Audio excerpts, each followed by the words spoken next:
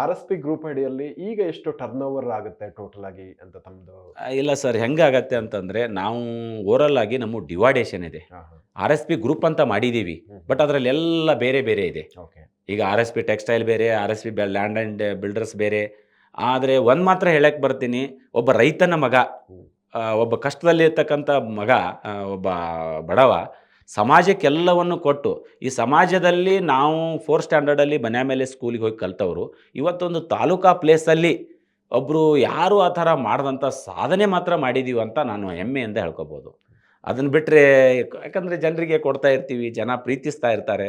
ಈಗ ನನಗನ್ಸತ್ತೆ ಟರ್ನೋವರು ದೊಡ್ಡ ಮುಖ್ಯ ಅಲ್ಲ. ಹೌದು. ಸೊ, ನಾವು ಬಿಸ್ನೆಸ್ ಇಷ್ಟು ಮಾಡಿದ್ದೀವಿ, ಅಷ್ಟು ಮಾಡಿದ್ದೀವಿ ಅನ್ನೋಕ್ಕಿಂತ ಹೆಚ್ಚಾಗಿ, ಸೊ, ನಾವು ನಮ್ಮದೇ ಆಗಿರ್ತಕ್ಕಂಥ ಬದ್ಧತೆಯಲ್ಲಿ ಬೆಳೆದಿದ್ದೀವಲ್ಲ, ಅದು ನಮಗೆ ಖುಷಿ ಕೊಡುತ್ತೆ ಸರ್. ಅದನ್ನೇ ಹೇಳ್ಬೋದು. ಖಂಡಿತ. ಹ್ಮ್.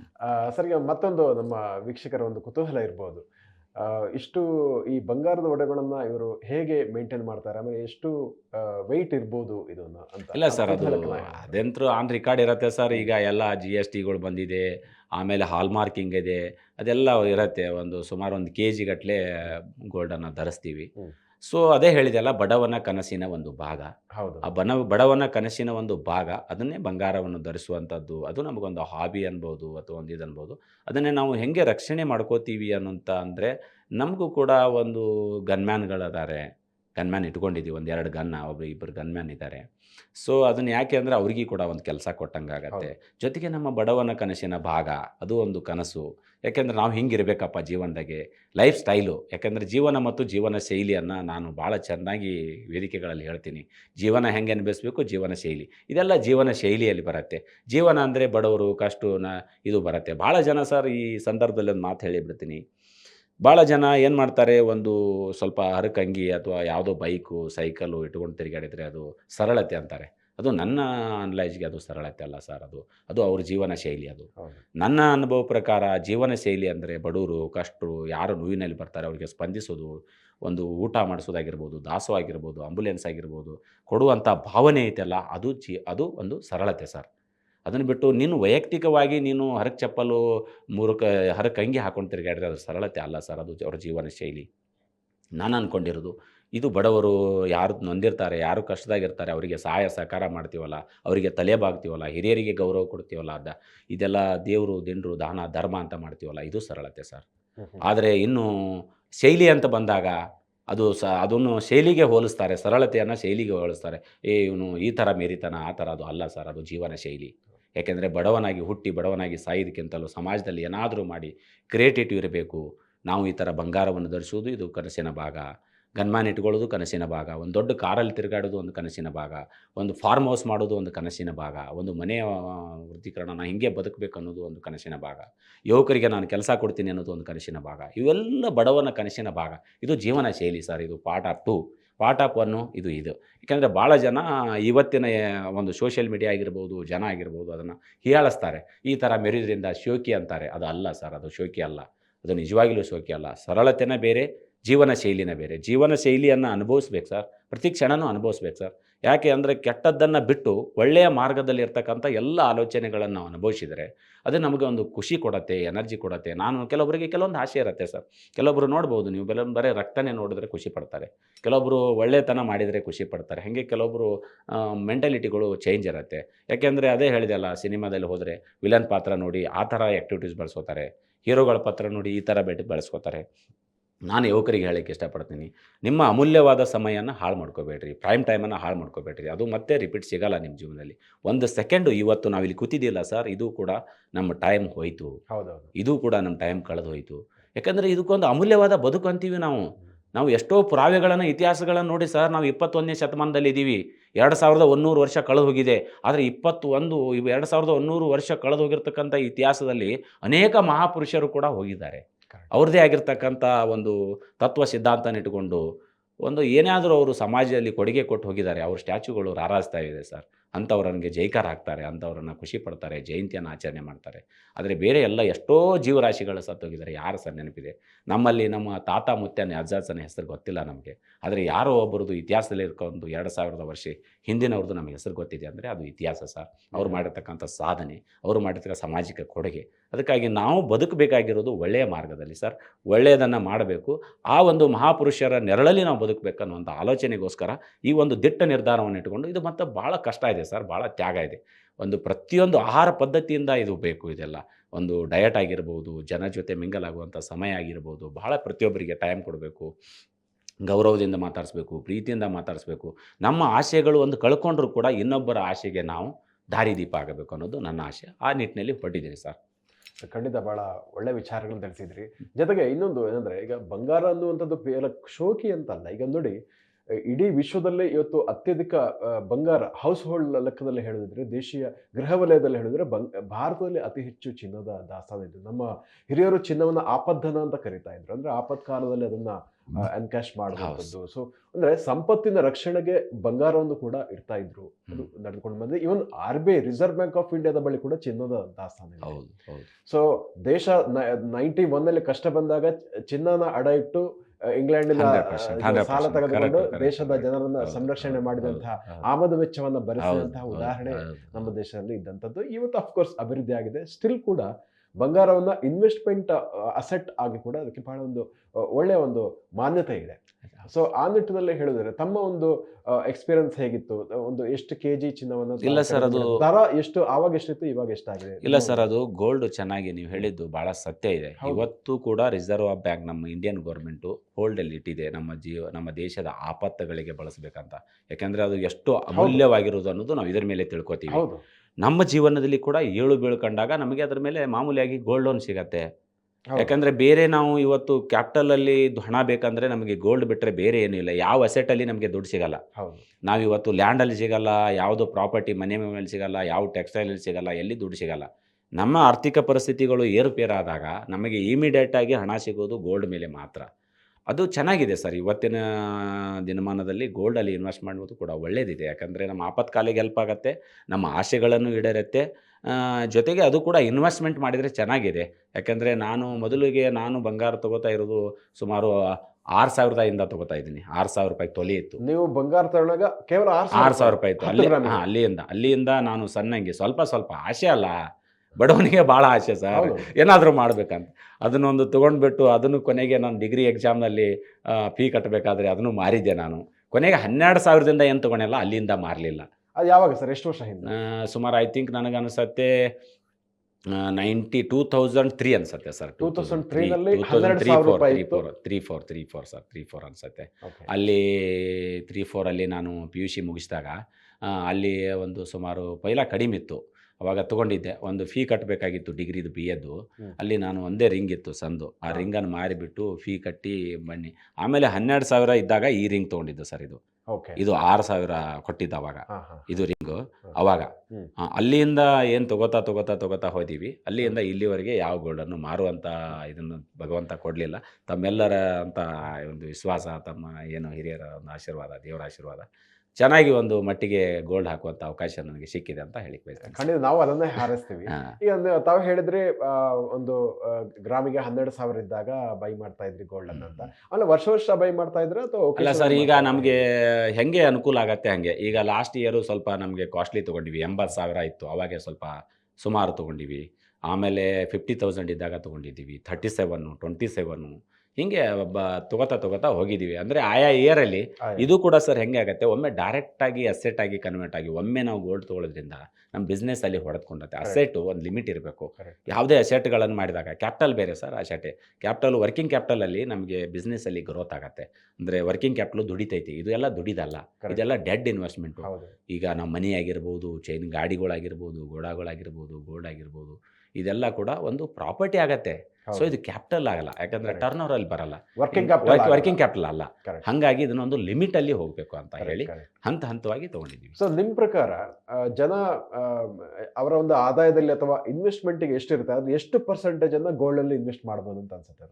ಇಲ್ಲ ಸರ್, ಹೆಂಗಿರುತ್ತೆ ಅಂದರೆ ಇವತ್ತಿನ ಪರಿಸ್ಥಿತಿಯಲ್ಲಿ ರೈತರು ಜೊತೆಗೆ ಒಂದು ಕೂಲಿ ಕಾರ್ಮಿಕರು ಗೋಲ್ಡ್ ತೊಗೊಳ್ಳೋಂಥ ಪರಿಸ್ಥಿತಿಯಲ್ಲಿ ಇಲ್ಲ. ಯಾಕೆಂದರೆ ಅವರಿಗೆ ನಾವು ಗೋಲ್ಡಲ್ಲಿ ಇನ್ವೆಸ್ಟ್ಮೆಂಟ್ ಮಾಡಂತ ಹೇಳಿದರೂ ಕೂಡ ಭಾಳ ಕಷ್ಟ ಇದೆ. ಯಾಕೆಂದರೆ ಮಕ್ಕಳ ಶಿಕ್ಷಣ ಆಗಿರ್ಬೋದು. ನಾನು ಭಾಳ ತೀರ ಕೆಳಮಟ್ಟದ ಬಡವರ ಜೊತೆ, ಭಾಳ ತೀರ ಕೆಳಮಟ್ಟದ ಒಂದು ಆರ್ಥಿಕ ಪರಿಸ್ಥಿತಿ ಕೆಟ್ಟವರ ಜೊತೆ ನಾನು ಇರ್ತೀನಿ.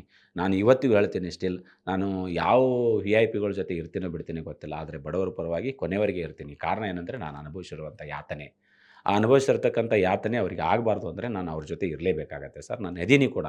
ನಾನು ಇಷ್ಟೆಲ್ಲ ಬಂಗಾರ ಹಾಕಿದ್ರು, ಇಷ್ಟೆಲ್ಲ ಗಾಡಿ ಕೂಡ, ಇಷ್ಟೆಲ್ಲ ಗನ್‌ಮ್ಯಾನ್ ಇದ್ದರೂ ಕೂಡ ನನ್ನನ್ನು ಪ್ರೀತಿಸ್ತಾರೆ, ಗೌರವಿಸ್ತಾರೆ. ನನಗೆ ಯಾವತ್ತೂ ಬ್ಯಾಡ್ ಕಮೆಂಟ್ ಇಲ್ಲ. ಫೇಸ್‌ಬುಕ್, ವಾಟ್ಸಪ್, ನನ್ನ ಸೋಷಿಯಲ್ ಮೀಡಿಯಾದಲ್ಲಿ ಬ್ಯಾಡ್ ಕಮೆಂಟ್ಸ್ ಇಲ್ಲ. ಕಾರಣ ಏನಂದರೆ ನಾನು ಆ ವ್ಯಕ್ತಿತ್ವವನ್ನು ಗುರುತಿಸ್ತಾರೆ. ಅವನು ಮಾಡಿದ್ದು ತಪ್ಪಲ್ಲ ಅಂತ ಹೇಳ್ತಾರೆ. ಅವನ ಕನಸು, ಅವನ ವಿಚಾರ, ಆದರ್ಶ ಮಾಡಲಿ ಅಂತಾರೆ. ಅದೇ ಬೇರೆ ಯಾರೋ ಇದ್ದವ್ರು ಮಾಡಿದರೆ ಒಂದು ಟೀಕೆ ಟಿಪ್ಪಣಿಗಳು ಬರುತ್ತೆ. ಏನಪ್ಪ ಇವನು ಅಂತಾರೆ. ನನಗೆ ಹೌದು. ಆವತ್ತು ಈ ಥರ ಯಾವತ್ತೂ ಆ ಥರ ನನಗೆ ಬಂದಿಲ್ಲ. ಅದು ನನಗೆ ಹೆಮ್ಮೆ ವಿಷಯ. ಹೀಗಾಗಿ ಬಡವರು ಭಾಳ ಗೋಲ್ಡ್ ತೊಗೊಳ್ಳೋದು ಕಷ್ಟ ಐತಿ. ಬಟ್ ಇದ್ದವರು ಗೋಲ್ಡಲ್ಲಿ ಇನ್ವೆಸ್ಟ್ ಮಾಡೋದು ಒಳ್ಳೆಯದು. ಯಾಕೆಂದರೆ ಅವರ ಆರ್ಥಿಕ ಪರಿಸ್ಥಿತಿಗೂ ಹೆಲ್ಪ್ ಆಗುತ್ತೆ, ಅವರಿಗೆ ಹೆಲ್ಪ್ ಆಗುತ್ತೆ. ನಿಮ್ಮ ಒಂದು ವರ್ಷದ ಸ್ಯಾಲ್ರಿ ಇಷ್ಟಿತ್ತು ಅಂತಂದರೆ, ಒಂದು ಮನೆ ನಡೆಸಿಬಿಟ್ಟು ಇಷ್ಟು ಉಳಿತಾಯ ಇತ್ತು ಅಂತಂದರೆ, ಅದನ್ನು ನೀವು ಎಲ್ಲೇ ಹೋಗಿ ಏನೇನೋ ಮಾಡಿಕೊಂಡು ಆ ವಿಚಾರಕ್ಕೆ, ಬಡ್ಡಿ ವಿಚಾರಕ್ಕೆ, ಇನ್ನೊಂದು ವಿಚಾರಕ್ಕೆ, ಯಾವುದೋ MLM ಮಾರ್ಕೆಟಿಂಗ್ ಬತ್ತು, ಮಲ್ಟಿ ಲೆವೆಲ್ ಮಾರ್ಕೆಟ್ ಬತ್ತು, ಸುಮಾರು ₹10 ಬಡ್ಡಿ ಒಂದು ದಿವಸಕ್ಕೆ ಕೊಡ್ತಾನಂದ್ರು, ಆ ಹಣ ಹೋದ ಅಲ್ಲಿ ಸುರಿದು ನಿಮ್ಮ ಜೀವನ ಹಾಳು ಮಾಡ್ಕೋಬೇಡ್ರಿ ಅಂತ ಹೇಳ್ದು. ಅವೆಲ್ಲ ಶಾಶ್ವತ ಅಲ್ಲ ಸರ್. ಅದಕ್ಕೆ ಭವಿಷ್ಯ ಇಲ್ಲ.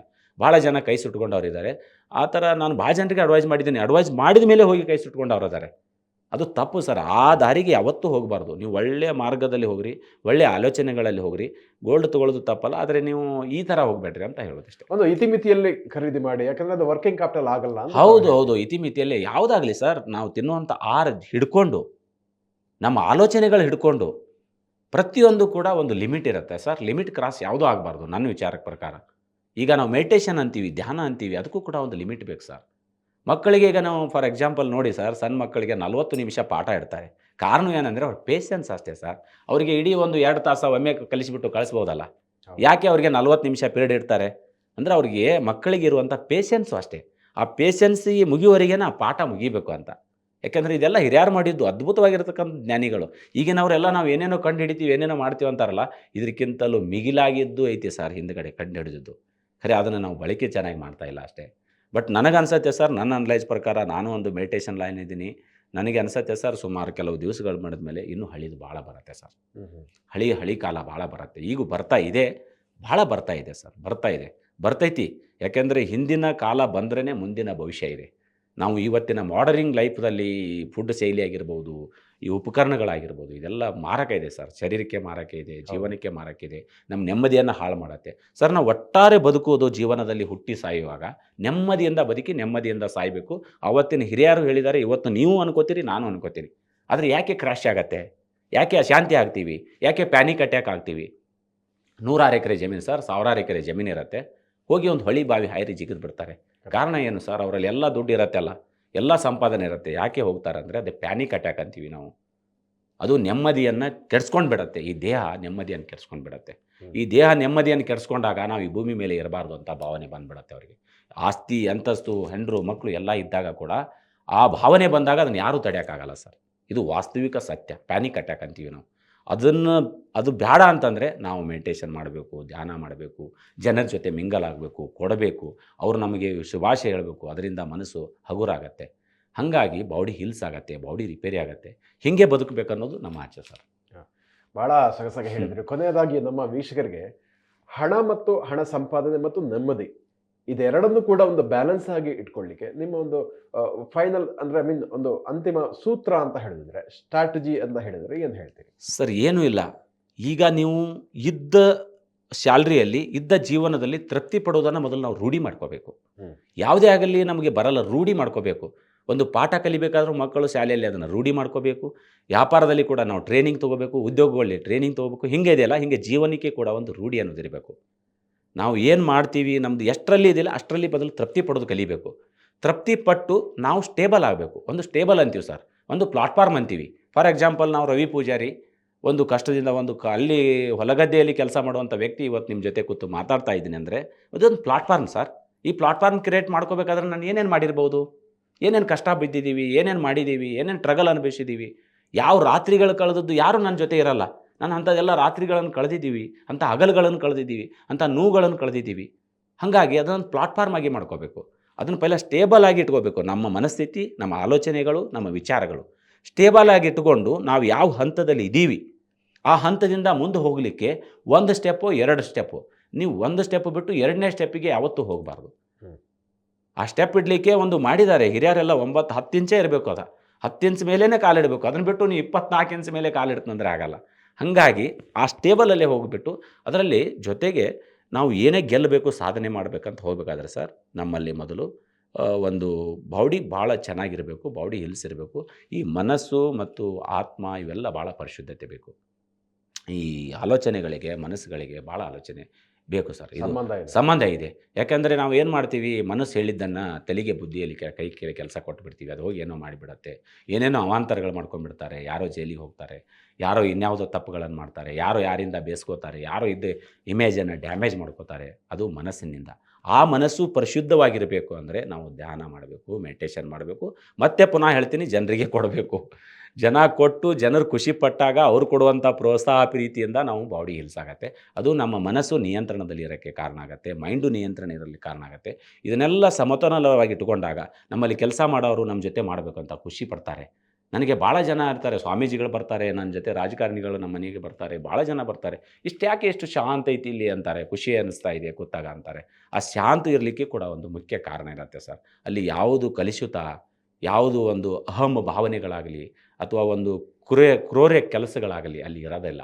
ನೀವು ಒಂದು ಉದಾಹರಣೆ ಹೇಳಿಬಿಡ್ತೀರಿ ಸರ್. ನಾವು ದೇವಸ್ಥಾನಗಳಿಗೆ ಹೋದಾಗ ನೆಮ್ಮದಿ ಸಿಗತ್ತೆ. ಅದೇ ಒಂದು ಕೋರ್ಟು ಕಚೇರಿ ಹೋದಾಗ ಇರಿಟೇಟ್ ಆಗುತ್ತೆ. ಕಾರಣ ಏನಂದರೆ ಅಲ್ಲಿ ನೊಂದ ಮನಸ್ಸುಗಳು ಬಂದಿರ್ತವೆ. ದೇವಸ್ಥಾನದಲ್ಲಿ ಹಾಗಲ್ಲ. ದೇವಸ್ಥಾನದಲ್ಲಿ ಡೈಲಿ ಪೂಜೆಗಳು ಮಾಡ್ತಾರೆ, ಗಂಟಿ ಶಬ್ದಗಳು ಬರುತ್ತೆ, ಅಲ್ಲಿ ಹೂವು ಹಂಪುಗಳಿರುತ್ತೆ. ಅದನ್ನು ನೋಡಿ ಮನಸ್ಸು ಆಲೋಚನೆಗಳು ಬದಲಾಗತ್ತೆ. ಹಾಗಾಗಿ ಎಲ್ಲರಿಗೆ ಹೇಳ್ತಾ ಇರೋದು ಇಷ್ಟೇ, ನೀವು ಈ ಲೆಕ್ಕಾಚಾರದಲ್ಲಿ ಹೋಗಬೇಕು. ಯಾವುದು ಒಳ್ಳೆಯದು, ಯಾವುದು ಕೆಟ್ಟು ನಿಮಗೆಲ್ಲರಿಗೂ ಗೊತ್ತು.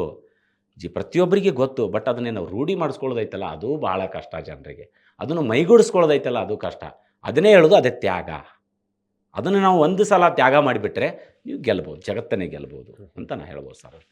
ಫೈನಲಿ ನೀವು ನಿಮ್ಮ ಕನಸಿನ ಅನೇಕ ಭಾಗಗಳನ್ನು ಹೇಗೆ ಕಂಡ್ರಿ ಮತ್ತು ಹೇಗೆ ನನಸು ಮಾಡಿದ್ರಿ ಅಂತ ಹೇಳಿದ್ರಿ. ಸೊ ತಮ್ಮ ಗ್ರೂಪ್ನಿಂದ ಮುಂದಿನ ಭವಿಷ್ಯದ ಒಂದು ಪ್ಲ್ಯಾನ್ ಇರ್ಬೋದು, ಭವಿಷ್ಯದ ಕನಸು ಇರ್ಬೋದು, ಅದು ಏನು ಅಂತ ಹೇಳಿ? ಇಲ್ಲ ಸರ್, ನನ್ನ ಭವಿಷ್ಯನ ಕನಸು ಏನಂತಂದರೆ, ನಾನು ಕನಸು ಕಾಣಲಾರ್ದನ್ನು ರೀಚ್ ಆಗಿದ್ದೀನಿ. ನಾನು ಕನಸು ಕಾಣಲಾರ್ದನ್ನು ರೀಚ್ ಆಗಿದ್ದೀನಿ. ಯಾಕೆಂದರೆ ನಾನು ಈ ಮಟ್ಟಕ್ಕೆ ಈ ಥರ ಮಾಡ್ತೀನಿ, ಹಿಂಗೆ ಬದುಕ್ತೀನಿ, ನನ್ನ ಜೀವನ ಶೈಲಿ ಹಿಂಗಿರತ್ತೆ ಅಂತ ನನಗೆ ಗೊತ್ತಿರಲಿಲ್ಲ. ಇನ್ನೊಂದು ಹೆಮ್ಮೆ, ಭಾಳ ಅತ್ಯಂತ ಖುಷಿ ಸಂಗತಿ ಸರ್, ಇದನ್ನೆಲ್ಲ ನನ್ನ ತಂದೆ ತಾಯಿ ನೋಡಲಿಕ್ಕೆ ಇವತ್ತು ಜೀವಂತಿದ್ದಾರೆ. ಅದು ಭಾಳ ನನಗೆ ಸಂತೋಷ ಸಂಗತಿ. ಯಾಕೆಂದರೆ ಭಾಳ ಜನರಿಗೆ ಅದು ಸಿಗಲ್ಲ. ನನಗೆ ಸಿಕ್ಕಿದೆ, ನಾನೊಂದು ಪುಣ್ಯ ಮಾಡಿದ್ದೀನಿ. ಯಾಕೆಂದರೆ ಅವರೆಲ್ಲ ನೋಡಿದಾರಲ್ಲ, ಒಂದು ಚಮಚೆ ಹಾಲು ಹಾಕೋಕ್ಕೆ ಚಮಚೆ ಸಿಕ್ಕಿಲ್ಲ ನಾನು ಹುಟ್ಟಿದಾಗ ಅಂದಾಗ ನಮ್ಮ ತಾಯಿ. ಅವಾಗ ಎಷ್ಟು ನೊಂದಿರ್ಬೋದು ಸರ್. ಬೇರೆಯವರಿಗೆ ಕಷ್ಟ, ಊಟ ಸಿಕ್ಕಿಲ್ಲ, ಅವ್ರ ರೊಟ್ಟಿ ಸಿಕ್ಕಿಲ್ಲ. ನಮ್ಮ ತಂದೆ ಏನು ಮಾಡಿದ್ರು ಸರ್, ಒಂದು ಘಟನೆ ಹೇಳ್ಬಿಡ್ತೀನಿ. ಒಂದು 4 ಜನ ಇರ್ತಾರೆ, ಊಟಕ್ಕೆ ಕಟ್ಕೊಂಬರ್ತಾರೆ. ಬೇರೆಯವ್ರ ಹೊಲದಲ್ಲಿ ಕೆಲಸ ಮಾಡುವಾಗ ನಮ್ಮ ತಂದೆ ಅವರಿಗೆ ಊಟ 3 ರೊಟ್ಟಿ 4 ರೊಟ್ಟಿ ಇಲ್ಲ. ನಮ್ಮ ತಂದೆ ಹೊಟ್ಟೆ ನುಸ್ತೈತೆ ಅಂತ ಒಂದು ನೆಪ ಮಾಡಿಬಿಟ್ಟು ಬೇರೆ ಕಡೆ ಹೋಗಿ ಮಲ್ಕೊಳ್ತಾರೆ ಸರ್. ಭಾಳ ದುಃಖ ಅನಿಸುತ್ತೆ. ಯಾಕೆಂದರೆ ಅಂಥ ಒಂದು ನೋವನ್ನು ಕಳೆದಿರ್ತಕ್ಕಂಥ ನಮ್ಮ ತಂದೆ ತಾಯಿ ನನ್ನ ಮಗನ ಸಾಮ್ರಾಜ್ಯವನ್ನು ನೋಡಲಿಕ್ಕೆ ಬದುಕಿದಾರಲ್ಲ, ನನಗೆ ಭಾಳ ಖುಷಿ ಅನಿಸುತ್ತೆ ಸರ್. ತಾವೇನು ಕೇಳಿದ್ರಿ ಸರ್ ಕೊನೆಗೆ? ಅದೇ, ಈಗ ನಿಮ್ಮ ಭವಿಷ್ಯದ ಕನಸು ಏನು ಅಂತ? ಇಲ್ಲ, ಭವಿಷ್ಯದ ಕನಸು ಸರ್, ನನ್ನ ಆಲೋಚನೆ ಇಷ್ಟೇ ಸರ್. ನಾನು ಇನ್ನೂ 100 ಜನರಿಗೆ, 1000 ಜನರಿಗೆ ಕೆಲಸ ಕೊಡಬೇಕು. ಆ ಕೆಲಸ ಹೆಂಗೂ ಕೊಡಬೇಕು ಅಂತಂದರೆ, ಅವರು ನೆಮ್ಮದಿಯಿಂದ ದುಡಿಬೇಕು ಸರ್. ಯಾಕೆಂದರೆ ಭಾಳ ಜನ ಕೆಲಸ ಮಾಡ್ತಾರೆ, ಮೈಯಲ್ಲಿ ಜ್ವರ ಬಂದರೆ ಮಾಡೋ ಮಗನೇ ಅಂತಾರೆ, ನನಗೆ ಹುಷಾರಿಲ್ಲ ಅಂದರೂ ಮಾಡಂತಾರೆ. ಅದನ್ನು ಅನಲೈಸ್ ಅಂದರೆ ಅದು ನಮಗೆ ಅನುಭವ ಐತಿ. ನಮ್ಮ ಮೈಯಲ್ಲಿ ಜ್ವರ ಬಂದಾಗ, ನಮ್ಮ ಬಾಡಿ ಪೇನ್ ಆದಾಗ, ನಾವು ಕೆಲಸ ಮಾಡಿದಾಗ ಅದ್ರ ನೋವು ನಮಗೆ ಐತಿ. ಆ ನೋವು ಅವ್ರಿಗೆ ಆಗಬಾರ್ದು, ಅಂಥ ಕೆಲಸ ಕೊಡಬೇಕು. ಜೊತೆಗೆ ಏನು ಅಂತಂದರೆ, ಇನ್ನೂ ಬಡವರಿಗೆ ಹೆಲ್ಪ್ ಮಾಡಬೇಕು. ಈ ಸಮಾಜದಲ್ಲಿ ನಾನು ಹುಟ್ಟಿ ಸ್ವಾರ್ಥಕ ಬದುಕು ಕಟ್ಕೋಬೇಕು. ಸ್ವಾರ್ಥಕ ಬದುಕಂದರೆ ಇಷ್ಟೇ ಸರ್, ಒಳ್ಳೆಯ ಕೆಲಸ ಮಾಡಬೇಕು, ಜನ ಖುಷಿ ಪಡಬೇಕು, ಜನ ಜೈಕಾರ ಹಾಕಬೇಕು, ಜನ ಒಳ್ಳೇದನ್ನಬೇಕು, ನಾವು ಒಳ್ಳೆಯ ದೃಷ್ಟಿಯಿಂದನೇ ಬದುಕಬೇಕು. ಇದೇ ಒಂದು ನಮ್ಮದು ಗುರಿ. ಜೊತೆಗೆ ಈಗೇನು ಕಾಲೇಜ್ ಮಾಡ್ತಾಯಿದ್ದೀವಿ, ಫ್ರೀ ಫಸ್ಟ್ ಇಯರ್ ಎಲ್ಲ ನಾವು science arts commerce free admission ಕೊಡ್ತಾಯಿದ್ದೀವಿ. ಒಂದು ಮ್ಯಾರೇಜ್ ಅಲ್ಲಿ ಮಾಡ್ತಾಯಿದ್ದೀವಿ, ಬಡವರಿಗೆ ಫ್ರೀ ಕೊಡ್ತಾಯಿದ್ದೀವಿ. ಆಂಬುಲೆನ್ಸ್ ಅಂತೂ ಆಲ್ರೆಡಿ ಫ್ರೀ ಇದೆ. ದಾಸೋಹ 2 ವರ್ಷ ಆಯ್ತು, ಅದು ಫ್ರೀ ಇದೆ.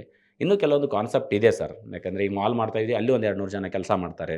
ಹೀಗಾಗಿ ಕೆಲವೊಂದು ಕಾನ್ಸೆಪ್ಟ್ ಇದೆ. ಈಗ ಒಂದು 20 ಎಕರೆ ಫಾರ್ಮ್ ಹೌಸ್ ಮಾಡಿದ್ದೀವಿ. ಅಲ್ಲಿ ಫಾರ್ಮ್ ಹೌಸಲ್ಲಿ ಕೂಡ ಸುಮಾರು ಜನ ರೈತರು ಬದುಕ್ತಾರೆ.